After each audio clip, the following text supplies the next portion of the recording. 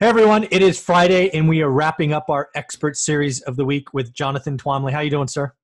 I'm good. How are you? I'm doing very well. Why don't we first off really quickly hit the event you are having tomorrow? It's exciting. I'm enrolled. Why don't we just hit that real quick and then we'll get into the topics of the day. Yeah, so I'm doing an event tomorrow on the future of real estate. In the wake of everything that's going on, there are going to be some sectors that benefit, some sectors that are tanking, and the ones that are tanking, certainly people are coming with strategies of how to survive this. So I've got 6 experts coming to talk tomorrow about office, co-working, self-storage, multifamily, mobile home parks, and hotels. And that goes from 9 a.m. to 4 p.m. Eastern tomorrow. So if you would like a ticket uh, to get this, I know, Michael, you posted it last week, and I don't remember that Bitly I will find it and link, post it again. but there is a Bitly a short Bitly link that'll get you directly to the event. If you would like to buy a ticket. And the great thing is, if you're on the West Coast and you can't get up by 9 a.m. Eastern, you will still get all the videos for everything. So you can watch the afternoon session and then watch the morning session in about a week when the videos are ready for you to watch. Yeah, and folks, that is exactly what I'm doing. Again, I will put the link first line of the description. I will just copy it from last week to check it out. I believe it's still $99. Is that true? 97 bucks. Oh, For the whole day. 97 bucks. My mistake. And Yeah. again, I'm going to be watching these. Some of them I will miss because Saturday I do a session with my students and whatnot. But I am so looking forward to watching all 6 of those sessions over the next, I don't know, week or so when they're available. So I thank you for the opportunity. And I'm going to watch all 6 because I like watching how things kind of feed off each other. If hotels going down, does industry? I mean, it's just going to be a interesting conversation. Yeah, we don't have any industrial, but there is a couple of interesting things. Like, for instance, uh, the co-working guest that I have, his name is Jerome Chang. He has started a number of co-working businesses on the West Coast, and extremely interesting guy. We're going to be talking about how the co-working model is going to change, how he's already changed it, but it hasn't taken on yet. But he's basically talking about how adopting the hotel model for co-working, which solves the WeWork problem of signing onto long-term leases but getting short-term leases. Yeah. Completely eliminates that problem. Plus, talking about how co-working can enhance multifamily and how, because of COVID and work from home, there's going to be more demand for on-site co-working spaces Yeah, I at saw that. multifamily apartments. So that in itself is a really fascinating conversation. But we'll also be talking with Kevin and Bob, who most of you probably know already, about mobile home parks and how they're doing and how they're expected to perform. Mobile home parks have had the least hit of any asset class so far, price-wise. And we've got a big hotel family coming to talk about hotels and how they're coping with things. Big multifamily management company in Atlanta talking about that. An office expert talking about how that's going. So it's going to be a great day of learning, outside the normal multifamily stuff that we talk about. And again, I appreciate you putting this on. It's never easy. You've got 6 rock stars coming. So first, let me just thank you in advance for all the hard work it takes to put that on. So thank you, Jonathan. Absolutely. Yeah. My So pleasure. let's talk about unemployment. I haven't had a chance to talk about that this week. Obviously, the unemployment numbers for June were reported in July. The headline number 11.1, down 2.5% because I think it was 13.6 only a month ago. Trending in the right direction. Still 1.3 million new unemployment claims, so 15 week in a row over 1 million. But continuing claims were down to, I think it was 18.6 or something. So lots of stuff there. Anywhere you want to go? Well, yeah, I think the important thing is to remind people that the trend is good, Mm-hmm. but the reality still is terrible. Yes, Right. that's well said. Yeah. And I think it's obviously the news media and the politicians like to trot out the record-setting unemployment, the record-setting job creation. Yeah. But because it makes a good headline. But the thing to remember is this isn't job creation. It's just letting people go back to work, right? It's not It's not That's like true. it's not like all these like great entrepreneurs have suddenly opened their doors last week and they created all these jobs. It's like, now all those waitresses and Yeah. bartenders and stuff are not, they're now going and serving food again. They're not Hmm. sitting at home. So it's not like this is new economic growth. This is just trying to get us back to where we were, and exactly what you and I said people should expect. Like, you're going to have this very dramatic initial V shape Yeah. in the recovery, but the mistake is to assume that trend is going to go on forever. I think we're going to hit an upper limit when we start getting to the companies that have gone out of business, and the reduced demand that's out there. And I think you see that reduced demand. The most obvious one is in tourism, Hmm. right? And look, even if Americans go back to their tourist habits, which I think is not a good assumption to make. Hmm. Nobody's coming to the U.S. right now to travel. Like, you've got these travel bans, Yeah. right? And um, we've got visa bans. We've got everything that's preventing the normal, uh, tourism, travel, business travel that people are accustomed to. Yeah. And that alone is going to, I wish I knew, like what size, what percentage of the economy tourism contributes to. But I know for certain places like New York, we're used to getting 20 million visitors a year in New York Yeah. City. I mean, that's billions and billions of dollars Yeah. that come into the city, a lot of it from overseas, right? So that's not Americans just choosing to spend their money in New York as opposed to Nashville. I mean, this Hmm. is like people who are bringing in their money from outside the Yeah. country On and purpose. contributing on purpose and contributing it to our economy. And that's not, that's a net gain to us. And that's not happening. So um, when we run out of low hanging fruit, which is the people just going back to work, Yeah. I think you're going to see that's when the reality is going to hit. And I think it's not going to be pleasant. Yeah.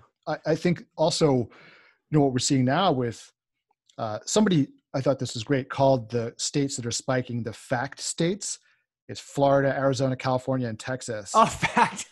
are the fact states. Okay. And I like that. it's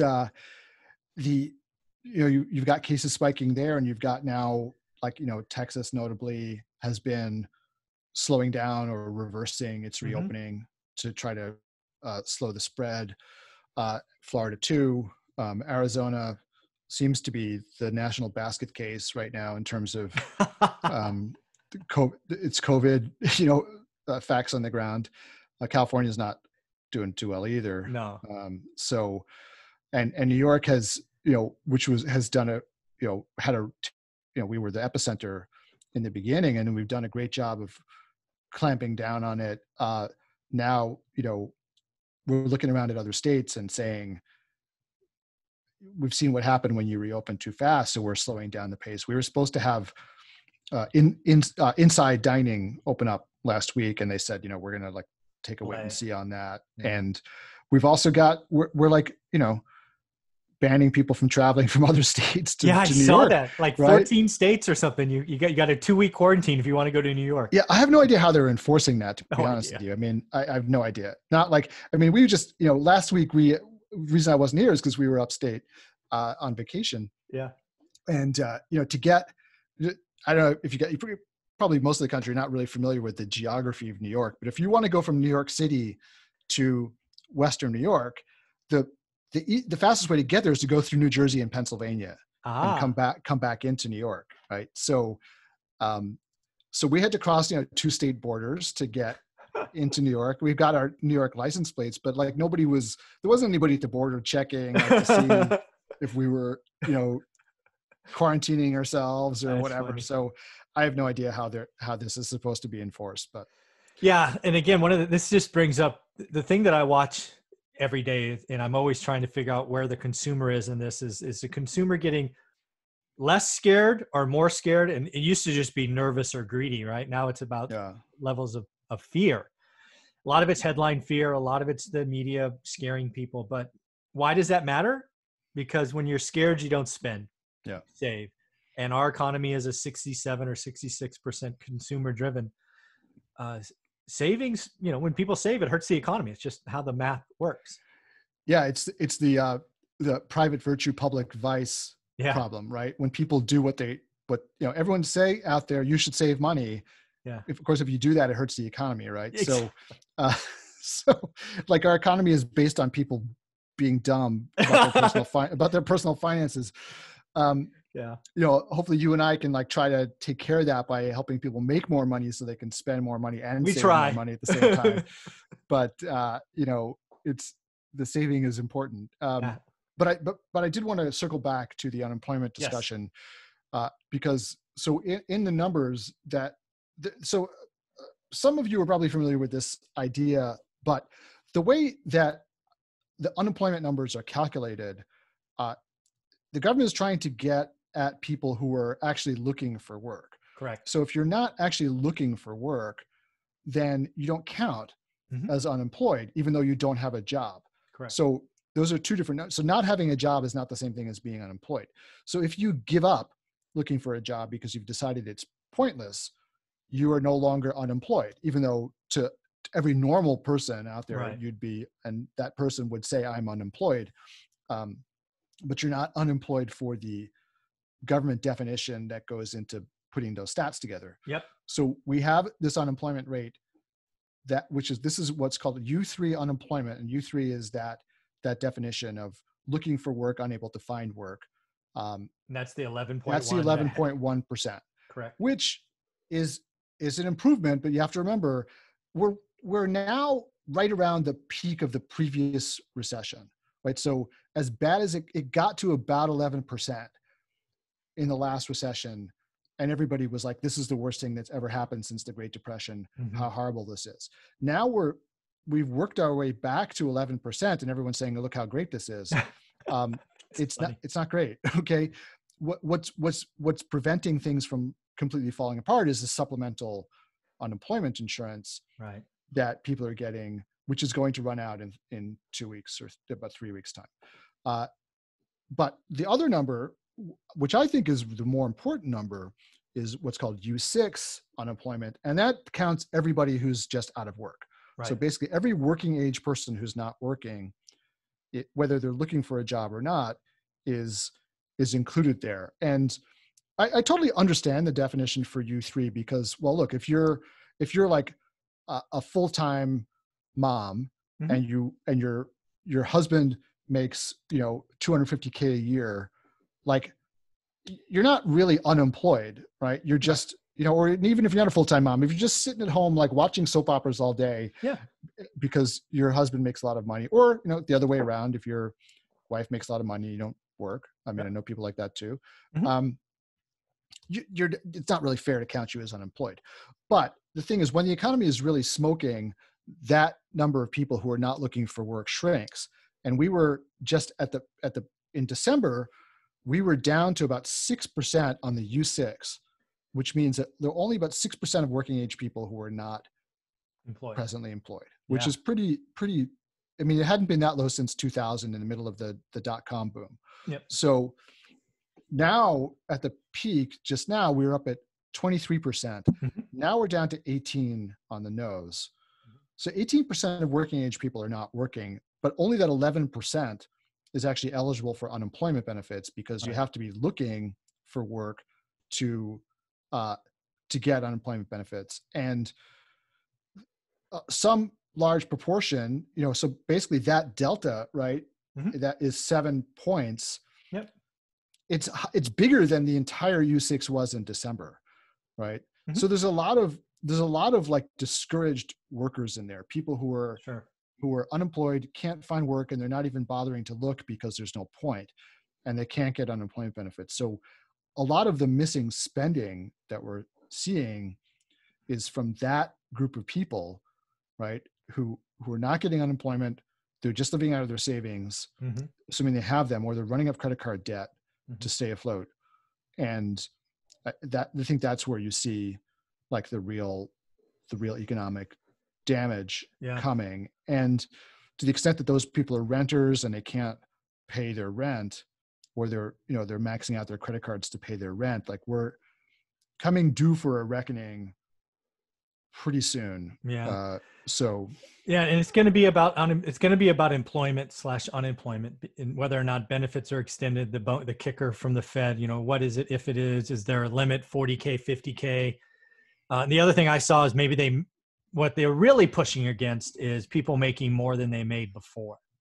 So right. maybe they come in and create some kind of rule that says, hey, you can only go up to 95% of your 2020 tax earnings, return. right? Yeah. So there's going to be a lot of that. But oh, by the way, they're not even back in office until the 21st of July, and they're going to get all this nonsense done in 5 or 6 days. Don't hold your breath. It's going to be messy, and all of that. But the other thing I'm thinking about the unemployment is, and we can go either way. We'll hit them both. You choose the order. One is this seems to be hitting the renters the most, because when I look at owner occupants, that market is going nuts. I mean, lots of mortgage applications are up, transactions are up, supply is low, prices are being bid up because of FHA mortgages and 3.5% down. There's clearly an exodus from vertical cities like New York, like San Francisco, to the suburbs. I mean, the market is going to be very different in the second half and very different in 2021. So, if you think about renters, I saw a scary article about New York. And again, I have almost no experience in New York, so I was waiting for you. It talked about subsidized housing and 25%. This is on Bloomberg. I put the link in one of my videos. 25% of subsidized housing has not paid rent since March. And then you and I talk all the time about Class A stuff that the hedge funds own. It's like 95% collection, 96% collection. So lots of stuff. You pick the topic in the order you want to go in. Oh, yeah, that's a lot to unpack. So let's just talk about what I'm seeing in New York, and okay. I mean, what I'm hearing and reading, and so there's definitely a spike in interest in like getting out, getting more space if we're going to be under lockdown or work from home or whatever it is. I'd rather have a yard to go to, or just being able to get some distance from my neighbors. So there's definitely been a lot of interest in moving to the suburbs. The other thing that is starting to happen is, there were a lot of young people in New York who were, living, 4 people in a 2-bedroom apartment sharing the rent, like, so they could pay, they each pay $1,000 towards $4,000 a month rent. A lot of those people are now either furloughed or, they're Broadway performers or people who are working in restaurants or whatever. And now they're out of work and they're going home. They're just like, hey, I can't really hack. I don't want to live, with 4 other people in this tiny apartment in the middle of coronavirus, and I'm not making any money and I can't afford the rent. I'm just going to go back home and live with my parents. Right. So, and then that leaves the other, 3 roommates, like, having to cover the rest of the rent. So defaults are rising from that group of people, right? Yeah. It's fine for the people who are continuing to work from home, continuing to get paid. Those people tend to be more high earners, and they're fine. Now, some of them may be just deciding, like, maybe it's time to leave the city, buy a house.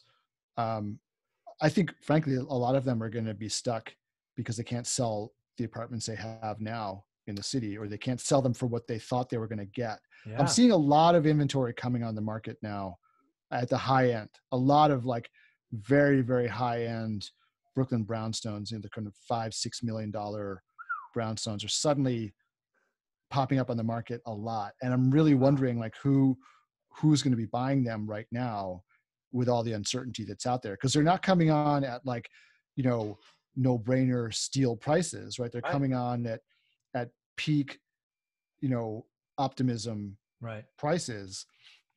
So to the extent that, maybe some of those people have so much money they can just go buy another house somewhere else while they're waiting to sell their brownstone. Yeah, maybe. But if they're like, they need to get the equity out of their current place to go buy the next place, I think they're going to have to lower their expectations about what they're going to get, because they're going to be dealing. And I think you talked about this before, like, they're going to be they're going to be all selling at the same time and creating a glut on the market. Exactly. Right?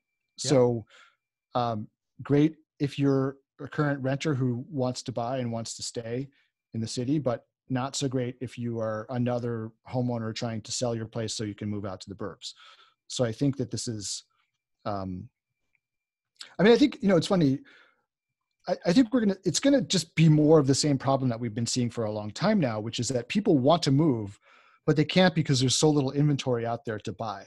Right. So even if you own a home, you can't, like, people are like, I want to upgrade. I want to go to the next level. I want another bedroom, or I want a house, but it's like so expensive that you can't, people are stuck where they are, right? And they don't want to sell what they're living in now. They don't want to put that on the market because they can't guarantee that they're going to be able to buy the next thing, because the market has gotten so gummed up with, overly high prices and stuff. Right. So I think it's going to be like a similar thing, maybe like in reverse. Like, people won't be able to move now because they can't sell. Get the other right? side. Yeah. Yeah. So, or they can't sell for what they expected to get. But that's so one thing. In short, New York, the vertical cities, not just to pick on New York, the vertical cities probably have another at least 18 months of, I'll call it price discovery, right? Adjustments, both in rentals and in owner occupant stuff. Because again, there's lots of pain in that area. Is that kind of what you're seeing?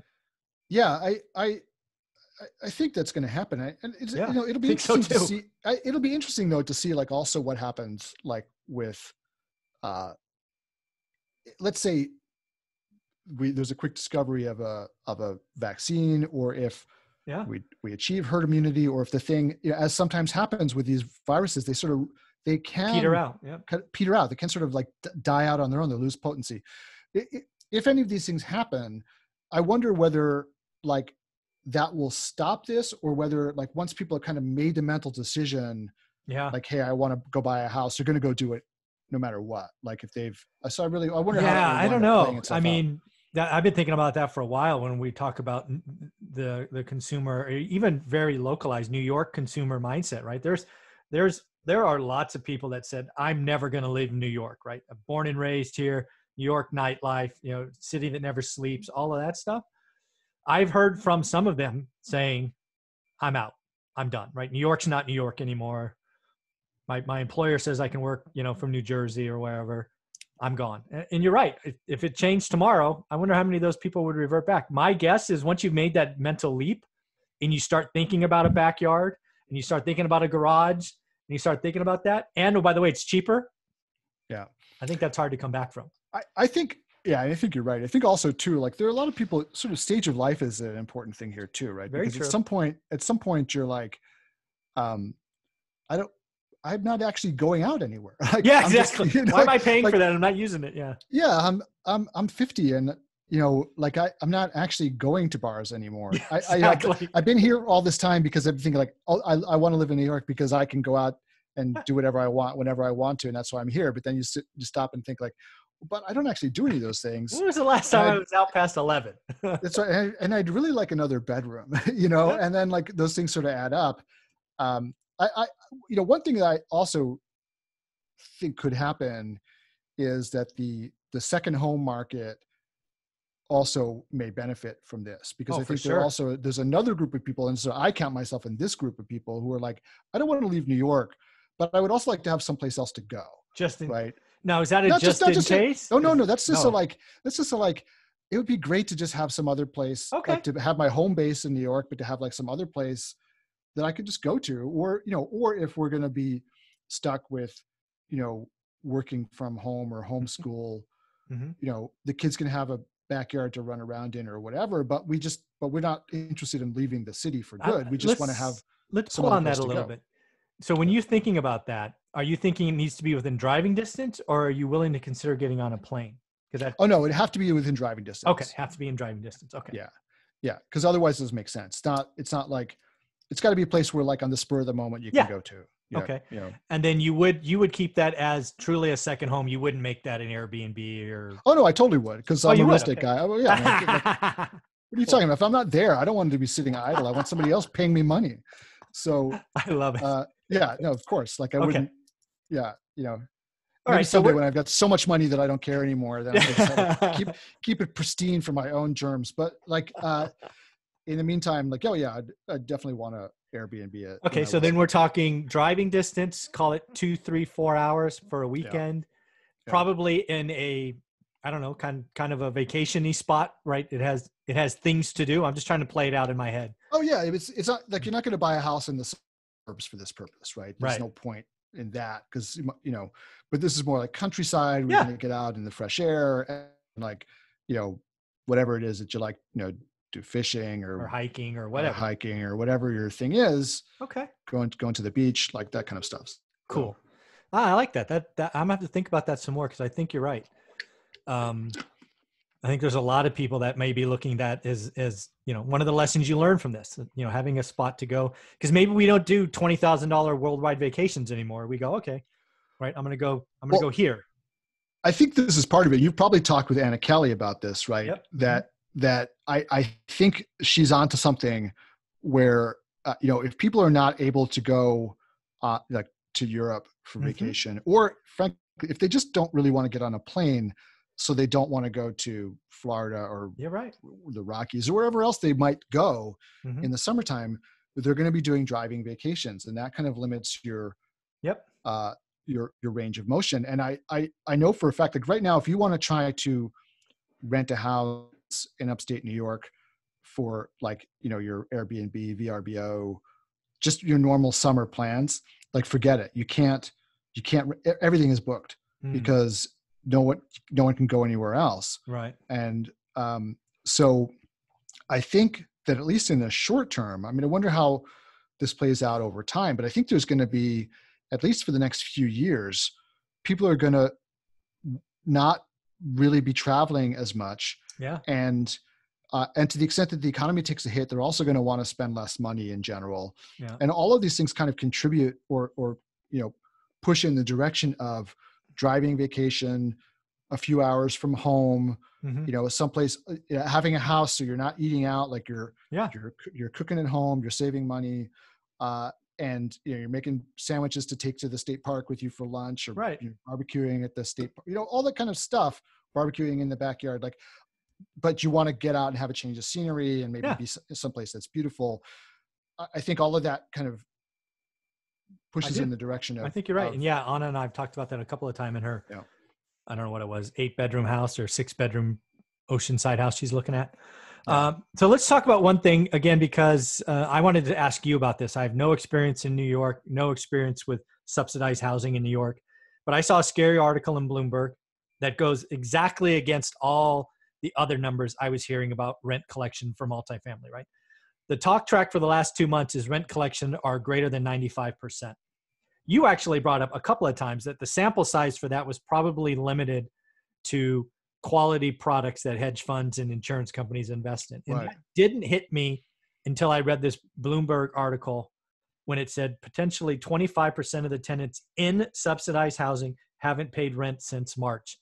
That freaked me out. And I'm like, maybe I don't know what subsidized housing is in New York. So first explain to me and the audience what that is.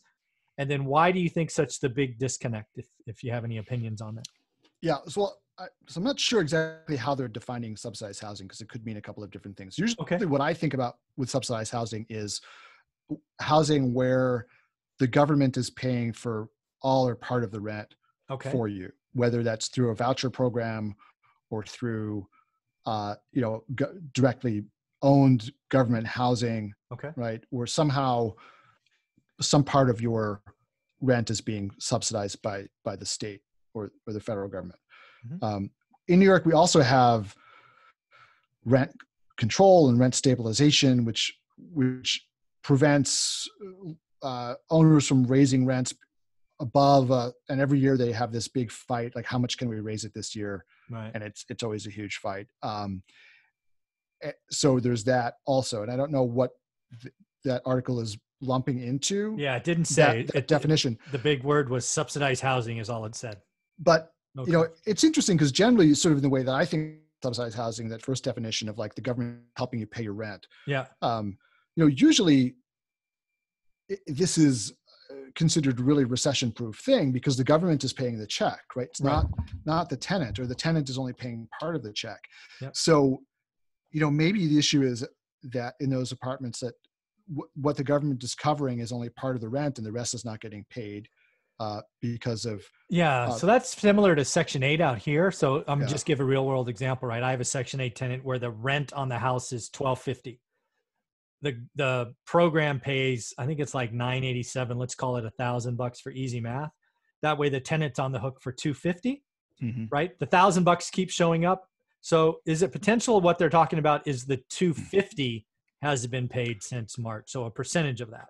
It could be. Could be. Yeah. It could be that. Or if they're broadening the definition of subsidized housing to mean the subsidy is in terms of the rent being capped, so it's not market rate, then that would be a different population of people. And those people might be not paying because they don't have money because of they're unemployed, or they're just not paying because now we have this eviction moratorium and they're gaming the system. Like we don't really know what the issue is. I think maybe to try to shed a little bit of light though on the question, what I have been seeing, so that headline stat that you keep on seeing about rent collections are holding up, the more responsible of those articles actually will say, but we're only looking at institutional grade property here, right? So, and those tend to have the tenants who are working from home and still getting paid, right? And also who have savings, generally speaking. Generally speaking, yep. But if you look further down, what you're seeing is collections suffering at the C properties where you've got, and C doesn't equal subsidized because, like, for instance, the stuff that I used to own was all market rate C property. So it's nobody was getting, there was no Section 8, no government subsidies, but everybody there was paying market rate rent, but the market rate rent was lower because it was older property without the modern amenities and all that kind of stuff. So that class of property is hurting a little bit more. Now it's not a catastrophe because it's about off by what I've seen 8% or so. I mean, that's a big hit to your bottom line. You're not really making a lot of money if you're not collecting that rent. That's a 16-point drop to your NOI if you're missing 8 points of rent. Yep. So that's pretty much taking your profit away, right? So that's obviously an issue, but you're hopefully at that level, you're still paying your debt service and you're surviving. My theory, but I still haven't seen anything yet because the stats, I don't know where to look to find them, but this is the group that I think is being held up by this additional $600 a week, right? So it's off, but it's not a catastrophe because people still have that $600 a week that they're working with to the extent that they're able to get it, that they qualify for it or whatever. I think the real danger is what happens in September, right? Yeah, me too. What happens when that $600 a week runs out, and right now there is no plan for. They're talking about some stuff, but there's no actual plan in place yet. When that money runs out, people will probably pay their August rent, or a lot of them will. Some of them won't be able to, but people will generally be able to pay their August rent because they're going to get that last check. Yep. But then from August 31st, a lot of these people are just living off their state unemployment, which is like, at least here in New York, it's 50% of what you made when you were employed. Okay. So everyone is going from making more money potentially than they were to making a lot less money. And if they haven't banked the additional money, it's going to be tough to pay. And I think September is when we're going to start seeing some cracks if Congress doesn't come through. Now, the latest I saw about a potential plan today, McConnell floated the idea that they would continue additional supplemental subsidies for people making under $40,000 a year. So that would help people at the really low end. Yep. But there's a lot of people who are, renters who are making more than $40,000 a year or were. I mean, they were making, that was their salary, Yeah. but on unemployment, they're going to be making a lot less if there's no additional subsidies. So, Yeah. and I know there's a great, obviously there's very state-based. I mean, it's no secret that 40K in New York is not 40K in North Dakota. Right. Right. Right. Right. Yeah. So, Cost of living matters. Yeah. cost of totally. living matters. Sorry. Yeah. So, yeah. So, that's the big open question now, right? Yeah. What happens after this? And again, people have there's lots of sort of philosophical differences about what's appropriate. I know a lot of people are, on the one hand, there's the reality of like the extra $600 a week is really helping the economy not tank, and that was the reason it was done. For sure. On the other hand, there's a lot of people who, would justifiably think people shouldn't make more money like off the government than they were when they were working. And so those two things have to be balanced. But the reality of the situation is when the money disappears, it's going to have an impact, right? Absolutely. And so that's what people should be kind of preparing themselves for. Always fun, always interesting, man. I want to thank you again for your time this week. You want to tell them one more time about your event and the 6 topics will be covered tomorrow? Yeah. So the 6 topics are office, co-working, multifamily. Some of my lunch is coming back. Multifamily real estate. We'll be talking to a big management company.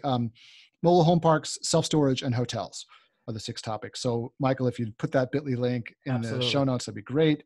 You can literally buy a ticket right up until it starts tomorrow. And if you miss any of it, you'll get the recording. So there's no reason not to sign up. And it's $97. I look forward to it. $97 to hear from 6 experts. Well worth it. Jonathan, thank you very much, man. Have a great day.